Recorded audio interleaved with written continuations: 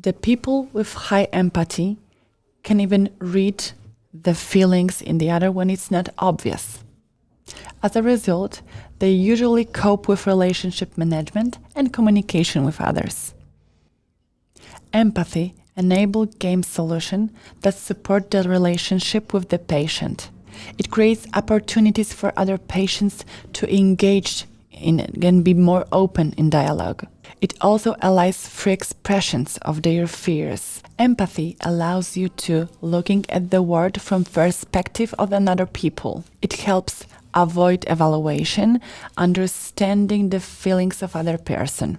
Expressing understanding of the other person is also the huge part of empathy. In the work of a senior caregiver, it helps to build a relationship with the patients, supports trust in a care line. It improves the quality of them itself. It provides a sense and dignity of the patients. It affects the general sense of satisfaction, and empathy allows you to put yourself in the place of the other person, and it helps you to see the complexity of the situation. An empathic person can concentrate not only on himself and does not see himself as a center of the events. It brings closer to intentions of the other person. It is important because sometimes it may be different than assumed. This is the essence of regulating aggressive behavior and reducing conflicts that may occur in a work of caregiver senior. Empathy functions both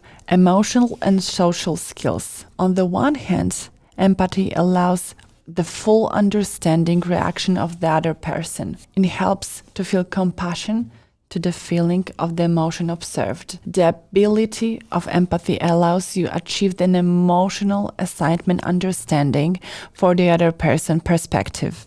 Understanding the perspective on the other person to feel it consists of the following elements. Sum up what your patient said. For example, I understand that it's not today the best day to visiting you. Or, I see when you smile when you talk to your grandchildren. Next, impress an emotional feelings in a polite way. For example, I was upset when you were unpleasant to me. It shows that you are receiving patient expressions contact. Then show that you are receiving patient expressed contacts. For example, after our last conversation, I was worrying when I saw a new doctor. And the last point, express your own opinion of the situation. For example, I can only imagine how awkward it was to you when you forgot your neighbor's name again.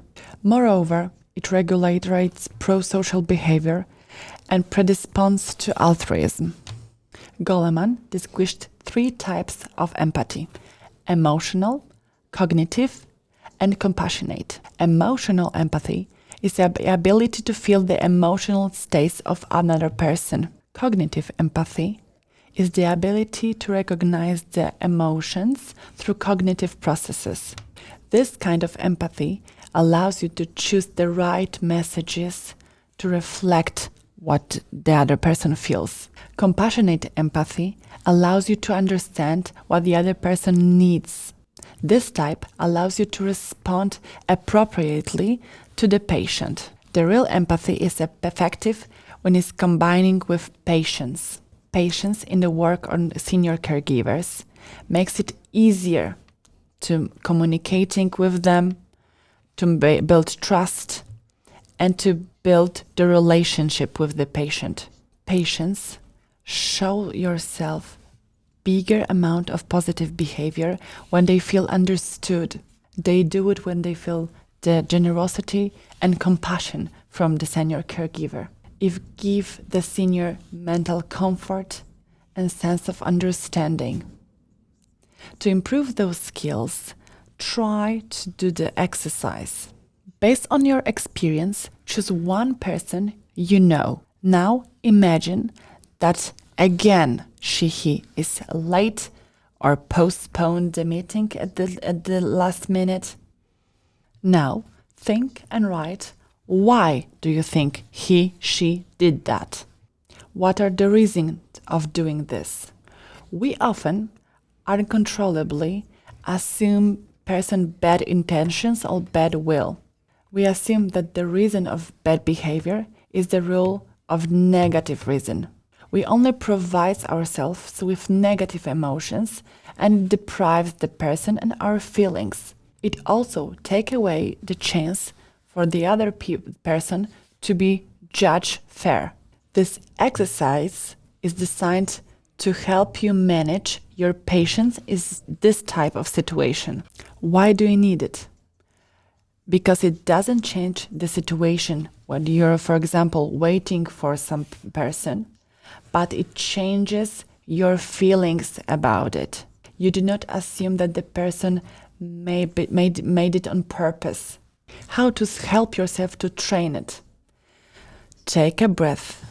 Try to find 6 possible reasons for the behavior of the person. Prepare something in advance on which you can spend your time while waiting. And try to choose some positive reason why the person is late. Of course, it may turn out that you were right, but permanently setting yourself up for a negative solution only causes an unnecessary anger. The exercise is not about making excuses for the person. It's for stopping quick judgment and try to understand the other person's behavior. Focusing on bad intentions and disrespect and disregard does not bring any benefits for you.